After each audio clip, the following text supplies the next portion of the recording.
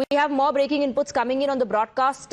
Iranian strikes have been reported at Saudi Arabia's Prince Sultan Air Base and has damaged a US E-3 Sentry AWACS aircraft along with multiple refueling aircrafts. That's what we're given to understand. This is the latest that we are reporting. Iranian strikes in Saudi Arabia's Prince Sultan Air Base. Let's go back to Mayank, who continues to be with us on the broadcast. Iran has been constantly saying, reiterating that we are going to hit back and the escalation is going to continue irrespective of where, these US bases are. And especially in the Gulf region, they will not be spared. For people, for our viewers to understand the concentration of the bases there. There are multiple bases and multiple kinds of bases, which includes the air bases, which includes the naval facilities, which includes the administrative facilities, which includes the logistical facilities. And yesterday, whatever happened, it's just a major concentration of the forces, and what we had been trying to find out is that almost between 2,000 to 3,000 soldiers, they stay in that area. So it's a major dense deployment of the forces from as far as the US is concerned. Having said that, Iran has always been saying that, and which has happened from Israel and the US side also, that they will be targeting any facility which is directly being used for the military purposes or being indirectly being used, whether for staying purposes or for command and control centers or for congregations of the leadership also. And same tit for tat thing has been happening. Iran in this case has done the same thing. They have, in a manner, they have targeted an area which is densely populated in terms of soldiers, military equipments, military arms and equipments. So this is what has happened. And that's what, and we also got to know that around a score of soldiers have got injured in that attack which took place yesterday. Right. Mayank, stay on with us. Let's bring up more details for our viewers in terms of what's transpiring. Iran has accused US and Israeli forces of striking the Iran University of Science and Technology in Tehran. Images circulating in the Iranian media show structural damage to university buildings, which authorities there have described as deliberate attempts to undermine the country's scientific base. This marks a shift in the nature of targets, where civilian academic infrastructure is now being drawn into the conflict. Iran has issued a direct ultimatum against the US, warning that American-linked universities across the Middle East could come under attack unless Washington publicly condemns strikes on Iranian academic sites by March 30th.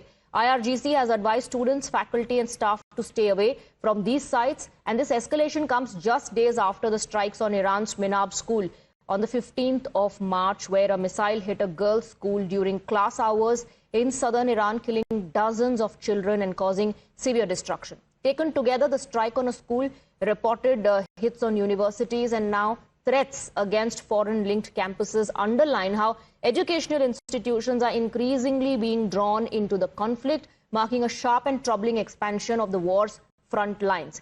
And now in a significant escalation of the Middle East conflict, another front in the widening West Asia conflict is effectively opening up at sea, with Yemen's Houthi rebels entering the war. The Houthis have launched missile strikes targeting Israel, marking their first direct intervention since the current phase of the war began. Let's go back to Mayank, who continues to be with us. Remember, there was a threat to the tech companies as well, US-based or US-related affiliated tech companies. And now the threat looms large on the educational institutes, the academic infrastructure. Amidst all this, the Houthis have also entered the war. Swati, very important point.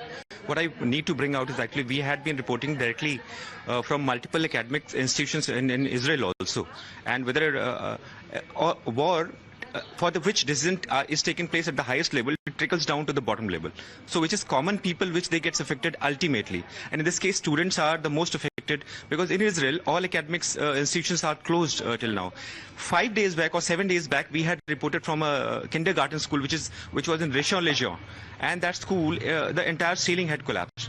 Later on, we took you to a certain, a different place, which was it was at a different place, and there again a school which was close by to a building, it was hit.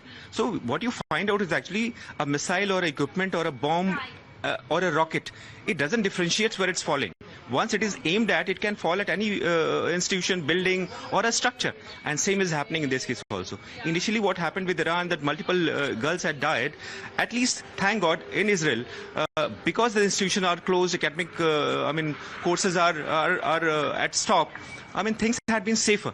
No, there had been no loss of life as far as students is concerned in this place. And now you're talking about a university, which is in Iran, is again hit.